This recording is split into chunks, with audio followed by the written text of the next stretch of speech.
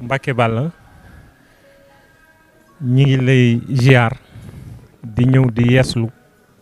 di feddali sa kóllëre at àdduna parce que nag àdduna kat suñ koy wax tey fii ci jamono ji ñu toll mooy sa maama tax parce que lim fi def at fi mu toll ba tax li yëngal jamono muy diggante Russie at fële ñuy wax que ni bëgg kaa teggi sax ci biir Russie bokk ci biir Russie parce que ñun duñ ko nangoo def ñun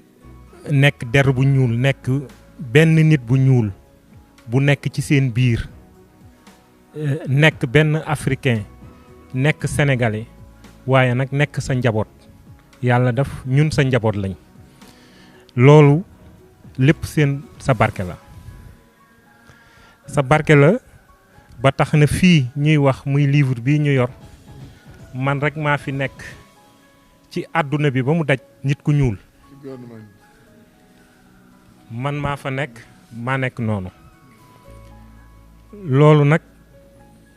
tey lépp dañuy jàpp que ni sëñ bi li mu def ci àdduna bi def ko ci Afrique def ko at nit ku weex moo indi lii moo tax ñun Sénégal fu ñu dem rek sëñ Touba moo ñu fay téye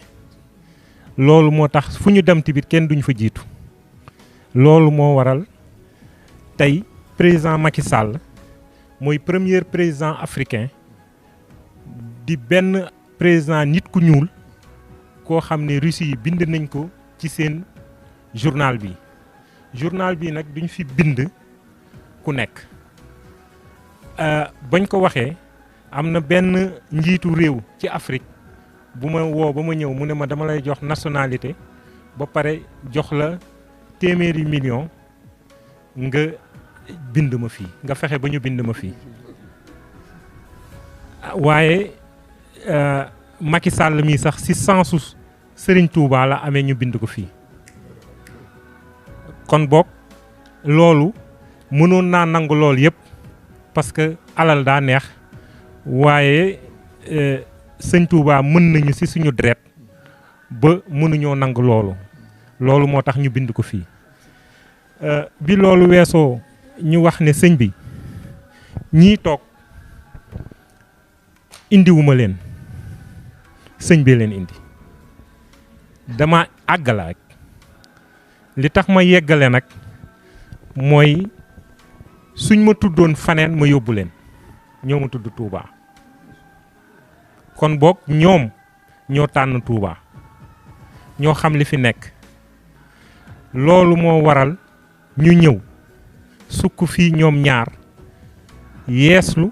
wax la liñ la wax mooy que ni dañoo bëgg seen dëkk jàmm am fa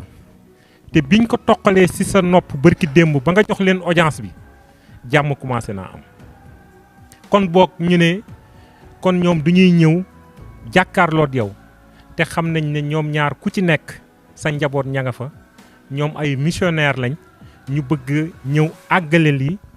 pour parce que ba ñuy ñëw tamit tàggu nañ seeni njiitu réew donc ku ci nekk tey dafa am loo représenté ci réew moomu parce que ñoom ku ci nekk yaa nekk fii ci Afrique di doxal réew moomu li muy def waaye nag yàlla def na ne sa jarbaat sa sët bii toog moom la yàlla def ci sa barke maam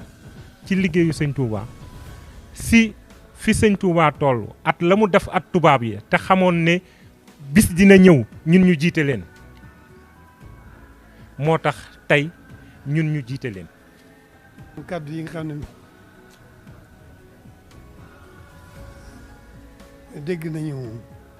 dégg nañu kàddu yi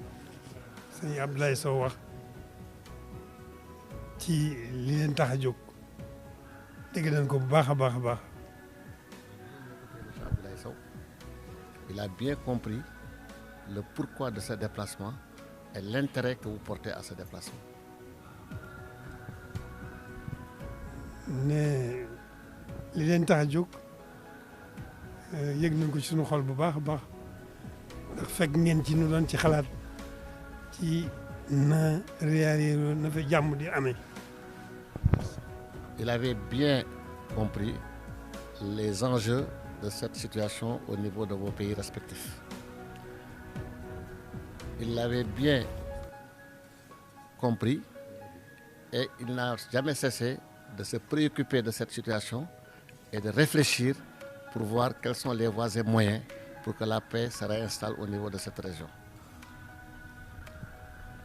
loolu ñoom ci la ñu fekk. Il y était déjà avant que vous ne veniez. ñoo ngi xool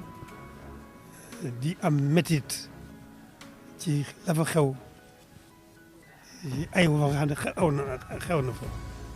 Ça me fait très mal de voir des hommes vivre une situation aussi dramatique et ça constitue aussi pour lui et pour la communauté une préoccupation de premier choix. lii ñoo ngi ci occasionné ci feeñal sunu tiis ci bokk gi ñu ko bokk ak ñoom xamuñu woon daañu fi ñëw waaye ñun loolu ci la ñu fekk. Il ne savait pas que vous alliez venir pour aussi lui montrer votre préoccupation à cette question.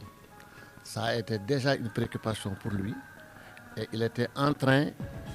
de voir, de réfléchir comment trouver une solution de par des interventions, de par des prières, de par tout ce que vous voulez. Et que sans que vous n'en parliez, il était déjà dans cette préoccupation. neen comme wax leen ne leen léegi nañu na seen xel daal bu baax. Soyez rassurés. Comme l'a dit Abdoulaye, la tranquillité et les débuts de solutions ont commencé à poindre à l'horizon et ça va aller crescendo et Inch'Allah Rabbi, il y aura ce que l'on souhaiterait avoir dans cette situation. salaamaaleykum mbokki Sénégal njàkkare jaaxle jeex na ginnaaw ba garab yi gën ci garab bi ñëwee ci mim réew ñi gën koo xam ci góor kàttan baax lool ci góor gu tële ba góor gu gaaw àgg képp ku bëgg sa soxna di bég ci yow saay su nekk kër gi di ndeex saay su nekk jëfandikool garab gii di góor kàttan am ko lu yomb la numéro téléphone 77 734 26 67 góor kàttan moo fi nekk.